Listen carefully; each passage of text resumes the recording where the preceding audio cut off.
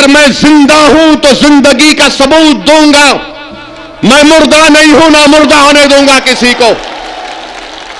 अगर सच्चाई को बयान करना भड़काऊ भाषण है तो तैयार हो जा, अल्लाह जब तक जिंदा रखेगा सच्चाई को बयान करूंगा।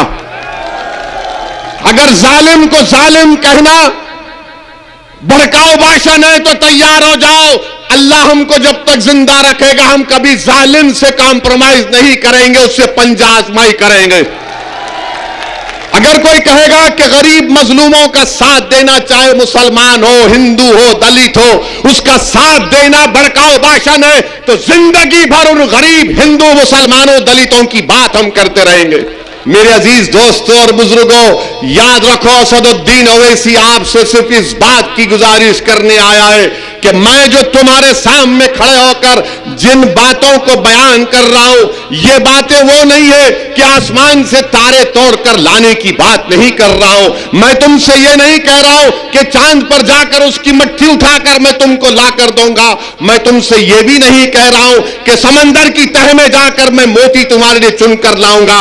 मैं तुमसे यही कह रहा हूं कि अगर तुम मेरी बात को समझ जाओगे तो भारत में हमको इज्जत भी मिलेगी, हमारा मुकाम भी मिलेगा और हमारा हक भी मिलेगा। कोई उठकर कहेगा कि बताओ वैसी तुम ये बात कैसे कर सकते हो कि क्या इज्जत नहीं मिली, क्या डिग्निटी नहीं मिली, तो मैं उनको जवाब में कहना चाहूंगा कि उत्तराखंड में धर्म संसद के नाम पर मुसलमानों को कत्लेआम की धमकी दे रहे, तो क्या मेरे दिल में खौफ नहीं पैदा होगा? धर्म संसद कर कर भारत के मुसलमानों को म्यांमार के रोहिंग्या मुसलमानों की तरह खत्म करने की बात की जाती है। क्या इसमें डिग्निटी है?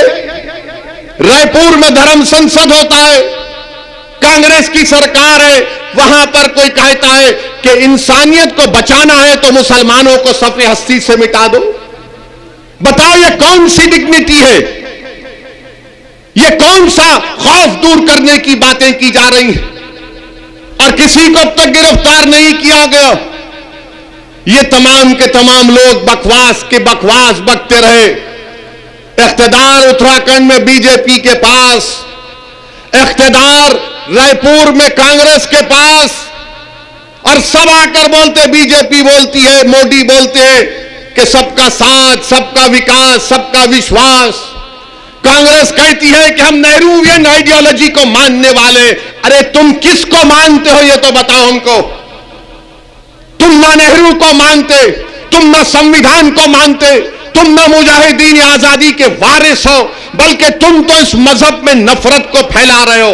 तुम तो इस मुल्क में भारत के मुसलमानों को एक ऐसा बड़ा डरावनी ख्वाब दिखा रहे हो कि इनकी वजह से भारत को खतरा है।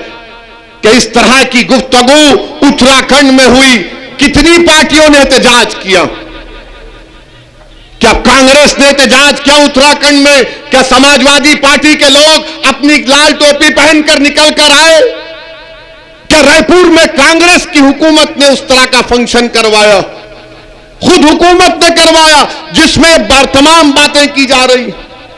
और जब मजलिस ये बात उठाती है तो सब के सब कहती है कि देखो ओवैसी भड़काऊ भाषण देता है, ओवैसी जज्बात में लाता है। याद रखो, अगर मैं जिंदा हूं तो जिंदगी का सबूत दूंगा, मैं मुर्दा नहीं हूं, ना मुर्दा होने दूंगा किसी को। अगर सच्चाई को बयान करना भड़काऊ भाषण है तो तैयार हो जा, अल्लाह जब तक जिंदा रखेगा सच्चाई को बयान करूंगा। अगर जालिम को जालिम कहना भड़काऊ भाषण है तो तैयार हो जाओ, अल्लाह हमको जब तक जिंदा रखेगा हम कभी जालिम से कॉम्प्रोमाइज नहीं करेंगे, उससे पंजा आजमाई करेंगे।